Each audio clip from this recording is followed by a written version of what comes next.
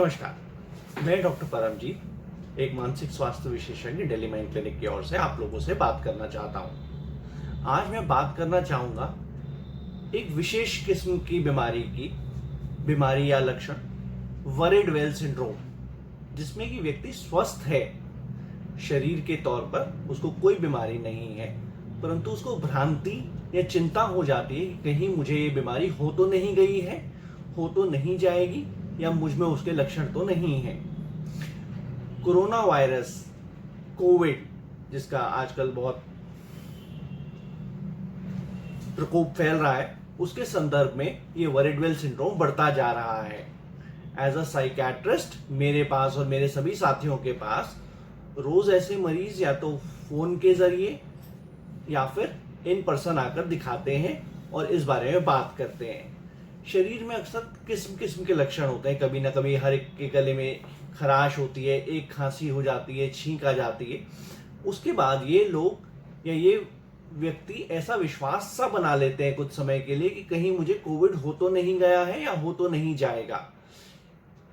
इसके बलिस्पत ये लोग खुद को सोशली बिल्कुल आइसोलेट कर लेते हैं, कमरे में बंद हो जाते हैं, प्रिकॉशंस जरूरत से ज्यादा लेने लग जाते हैं, अपने परिवार से कट जाते हैं, अकेले हो जाते हैं, चिंताएं हो जाती हैं। तो हाँ, ये एक वरिड वेल सिंड्रोम है जिस बारे में मैं आपसे बात करना चाह रहा था। आप ये समझते हैं कि ये होता क्या है और कैसे होता है। अक्सर ये होता है कि कोई एक व्यक्ति घर में अचानक से ये कहना शुरू कर देता है, देखो मुझ में एक लक्षण है। चाहे वो कहे कि मुझे गले में खराश है या छींक आई या मुझे बुखार सा महसूस हो रहा है, शरीर में थकान महसूस हो रही है।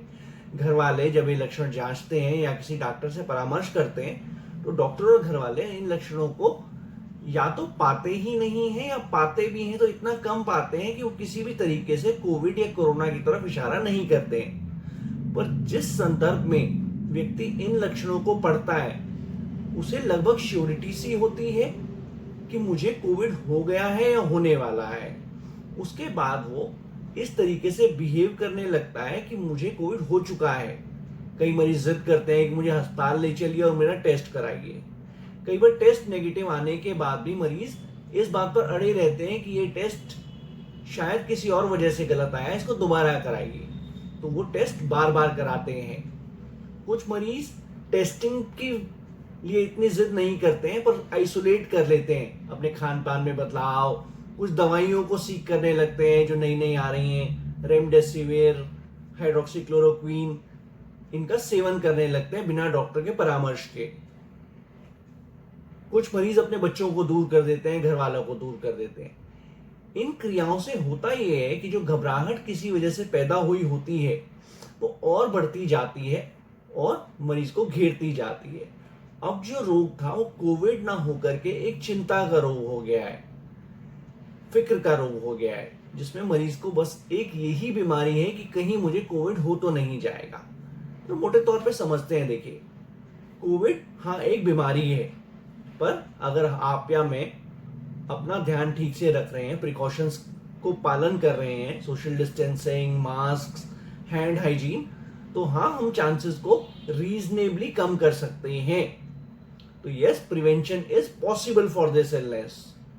और ज्यादातर लोग जो इस बीमारी से पीड़ित होते हैं वो स्वस्थ भी होते हैं। मैं भी 2 अस्पतालों में साइकियाट्रिस्ट के तौर पर कार्यरत हूँ, लार्ज साइज हॉस्पिटल से, जिसमें ज्यादातर मरीज कोविड से ठीक होकर घर जा रहे हैं। तो मुझे नहीं लगता कि कोविड कोई ऐसी बीमारी है जिससे कि हम डर जाएं या उसके डर को ही बीमारी बना लें।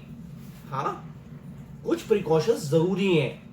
मैं ये नहीं कह रहा हूं कि इसको मिनिमाइज करें या बिल्कुल भी प्रिकॉशंस ना रखें। प्रिकॉशन जरूर रखें, पर इतनी नहीं कि वो चिंता ही अपने आप में बीमारी बन जाए। इस तरह की दिक्कत से व्यक्ति में तरह तरह के लक्षण आते हैं। सबसे पहले बात करते हैं विचारों की। एक तो अपने बारे में तरह तरह के विचार आते हैं कि कहीं मुझे लक्षण तो नहीं हो गया, कहीं जो मुझे छींक आई वो कोविड की वजह से तो नहीं है, कहीं जो मेरे गले में दर्द हुआ था वो कोविड की वजह से तो नहीं। व्यक्ति ना होते हुए भी लक्षण महसूस करने लगता है और लोगों की तरफ भी विचार बदल से जाते हैं। कई बार वो सोर्स ऑफ इन्फेक्शन लगते हैं कि कहीं मेरा दूध वाला मेरे पास तो ना आ जाए, कहीं जो कुरियर बॉय आया था वो मेरे से 3 मीटर दूर खड़ा था, कहीं मुझे कोविड तो नहीं हो गया। कई बार जो लोग मुझे प्रिय होते हैं लगता है कि वो मेरे इन्फेक्शन के जरिए प्रभावित ना हो जाएं। नहीं नहीं बेटे, आप मुझसे बहुत दूर बैठो। जैसे कल मेरे पास एक दंपति आए जिसमें कि पति पत्नी को अपने पास बैठने ही नहीं दे रहा था कि तुम्हें कोविड हो जाएगा, हालांकि हस्बैंड में कोविड का कोई भी लक्षण नहीं था। तो ये चीजें आमतौर पर विचारों में देखी जाती हैं। इसके साथ समझते हैं व्यवहार में क्या होता है। सबसे जो कॉमन है वो आइसोलेशन। व्यक्ति सबसे कटना चाहता है, मैं अकेले कमरे में बंद हूं, इस कमरे में कोई ना आए, मेरे कपड़े कोई ना छुए, मेरा सामान कोई ना छुए। लगभग वो इतना ज्यादा डूब जाता है इन विचारों में कि आइसोलेशन लगभग कंप्लीट हो जाता है। वो ज्यादातर समय कोविड की न्यूज फॉलो करता रहता है, देखो 20,000 केस बढ़ गए, मतलब अब मुझे भी कोविड हो गया। ऑल द टाइम हर समय व्यक्ति उन्हीं न्यूज आइटम्स में घिरा रहता है। टेस्टिंग से संबंधित भागदौड़ करना कि मुझे टेस्ट कराना ही कराना है, टेस्ट पॉजिटिव आया तो ऑब्वियसली चिंता, नेगेटिव आया तो और भी ज्यादा चिंता, नहीं ये टेस्ट ठीक नहीं हुआ, मुझे दोबारा कराना है। कुछ व्यक्ति हॉस्पिटलाइजेशन सीख करते हैं कि नहीं भाई मुझे भर्ती कराओ या मुझे उस डॉक्टर को दिखाओ। तो इस तरीके के भी बहुत लोग हैं। या अस्पताल से बड़े डर, देखो भाई इतने बिल आ रहे हैं, अगर मैं भर्ती हो गया या मेरे परिवार वाले भर्ती हो गए तो कैसे बिल चुकाएंगे, इस किस्म की चिंताएं। व्यवहार में गुस्सा, क्रोध, लोगों से चिड़चिड़ापन, कुछ और भी बदलाव आते हैं बायोलॉजिकल फंक्शंस में। नींद कम हो जाना, भूख कम हो जाना और भी सभी चीजों में रुचि कम हो जाना। रिश्तों पे भी फर्क पड़ने लग जाता है। आपसी रिश्ते जो परिवार वाले हैं, आसपास वाले हैं, उनसे या तो बिल्कुल ही कट जाना, आइसोलेट हो जाना, या जरूरत से ज्यादा इंटरफियरेंस हो जाना कि रोक टोक बढ़ जाना कि नहीं तुम बिल्कुल नहीं जाओगे ऑफिस, या नहीं अब आप सब्जी नहीं लाओगे, या अब आप किसी से बात ही नहीं करोगे, आप ये नहीं करोगे वो नहीं करोगे। इस रोक टोक से ऑब्वियसली आपसी संबंध खराब होने लगते हैं। धीरे धीरे करके ये दिनचर्या के हर हिस्से पे प्रभाव डालने लगता है। वर्क भी उसका एक हिस्सा है। जैसे मेरे पास फोन आते हैं कि डॉक्टर साहब हम वर्क फ्रॉम होम करते हैं, हमें कोई एक्सपोजर नहीं है, पर मेरे मन में जो कोविड का डर है या विचार है वो इतना होता है कि मैं कंप्यूटर में बैठ ही नहीं पाता हूँ। हर 10 मिनट बाद मुझे वहां भी लगता है कि सामने वाली स्क्रीन से या किसी और जरिए से मुझे कोविड हो तो नहीं गया या हो तो नहीं जाएगा।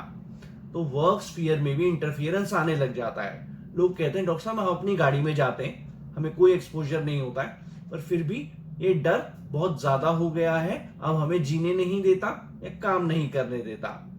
तो धीरे धीरे करके इसकी वजह से एंजाइटी, डिप्रेशन या और रोग पैदा होने लग जाते हैं। अब ये समझते हैं कि मदद कैसे की जाए। व्यक्ति खुद की मदद कैसे करे, या उसके साथ रहने वाले परिजन या उसके मित्र उसकी किस तरीके से मदद कर सकते हैं। कुछ चीजें ऐसी हैं जिनको कि करना आसान है और प्रभावित भी है। For example news, WhatsApp news या टेलीविजन न्यूज का टाइम कट डाउन करें। आर्बिट्रेरीली मैं ऐसा कहता हूं कि उसको आधे घंटे से पौने घंटे से ज्यादा ना रखें। प्रॉब्लम यह है कि टेलीविजन का टाइम तो कट डाउन किया जाता है, पर जो व्हाट्सएप पे न्यूज आइटम आते हैं उसका कोई समय नहीं होता। जब भी व्हाट्सएप आता है हम उसको देख ही लेते हैं। उसमें हाँ, जरूरी नहीं है कि हर वीडियो को डाउनलोड किया जाए, हर इमेज को डाउनलोड किया जाए और पढ़ा जाए। खास तौर पर व्हाट्सएप या सोशल मीडिया का इस्तेमाल लोगों से जुड़ने के लिए किया जाए, ना कि जानकारी इकट्ठी कर। व्हाट्सएप कोई यूनिवर्सिटी नहीं है जिससे कि प्रमाणिक जानकारी आपको मिलेगी। इसके अलावा अपनी व्यवस्था, रूटीन की व्यवस्था को बनाकर रखें। एक दिन में दिनचर्या को फॉलो करें। घर में रहना अप्राकृतिक हो गया है। हम में से सभी लोग एक दिनचर्या जीते हैं, ऑफिस जाना, घर वापस आना, दोस्तों से मिलना, वो सब इस पैंडेमिक में टूट गया है। तो प्लीज एक टाइम टेबल सा बनाएं, एक रूटीन सा बनाएं और एक व्यवस्था के हिसाब से जिए। मोटे तौर पे कितने बजे या किस समय पर क्या किया जाएगा इसको निर्धारित करें। एक चीज और समझें, हमें जो करनी है वो शारीरिक दूरी बढ़ानी है, फिजिकल डिस्टेंसिंग, हमें लोगों से दूर बैठना है, दूर रहना है, हाथ नहीं मिलाना है, पर इमोशनल डिस्टेंसिंग नहीं करनी है। भावनात्मक तौर पर, इमोशनल तौर पर हम सभी लोगों से उतना ही जुड़े रहें जितना पहले थे। उसके नए और इनोवेटिव तरीके ढूंढें। व्हाट्सएप, सोशल मीडिया, फोन पर बात कर लेना, बालकनी में एक दूसरे से मिल लेना, चर्चा कर लेना, ग्रुप चैट करना, कॉलेज की मीटिंग बुला लेना। इस जरिए से प्लीज इमोशनल डिस्टेंसिंग ना होने दें और अपने घर वाले या परिजन जिनके साथ आप रहते हैं उनसे अपनी मन की बात कहते रहें, डिस्कस करते रहें। उनसे कोई बात ना छुपाएं, ना डरें। धीरे धीरे डर इतना पैदा होता है कि वो लावे की तरह फूट पड़ता, फिर आप या मैं उसे नहीं दबा पाते हैं। तो प्लीज कीप दैट ऑन। सही इंफॉर्मेशन, ऐसा नहीं है कि हर इंफॉर्मेशन हानिकारक है। सही इंफॉर्मेशन ढूंढें, किसी डॉक्टर के जरिए, किसी प्रमाणिक वेबसाइट के जरिए। सही जानकारी उस गलत जानकारी को रिप्लेस करेगी जो कि हमें भटकाती है या भ्रामक रास्ते पर डालती है ना। जैसे कि सभी डॉक्टर कहते हैं कि अगर आप हैंड हाइजीन, मास्क और फिजिकल डिस्टेंसिंग का पालन करें तो वह काफी है। परंतु हाँ, भ्रामक जानकारी हमें इससे डिगा देती है और हमें भुला देती है कुछ समय के लिए। तो please seek the right information. एक तो शरीर का संतुलन बहुत जरूरी है। एक्सरसाइज या फिर किसी भी किस्म का कोई फिजिकल एक्टिविटी, वो जॉगिंग हो सकती है, रनिंग हो सकती है, योगा हो सकती है, स्किपिंग हो सकती है। किसी भी तरीके से अपने शरीर को एक्टिव रखें। इसके दो फायदे हैं। पहला तो इस तरीके के भय और चिंताओं से मुक्ति मिलेगी और साथ में शरीर भी ताकतवर और चुस्त दुरुस्त रहेगा, जिससे कि इस तरीके की बीमारियां हमें जल्दबाजी में नहीं होंगी। सवाल जरूर पूछें, पर खुद से भी सवाल पूछें। अगर मुझे लगता है कि मुझे कोविड का कोई लक्षण है या नहीं है, मैं उसको एग्जामिन करूं और खुद से सवाल पूछूं, क्या जो मुझे लग रहा है उसके पीछे कोई तथ्य है, कोई बात है, या ये विचार अन्यथा है। उस बात को अंडरस्टैंड करने की कोशिश करें, सिर्फ लिटरल सिम्टम्स पे या लक्षणों पर ना जाएं।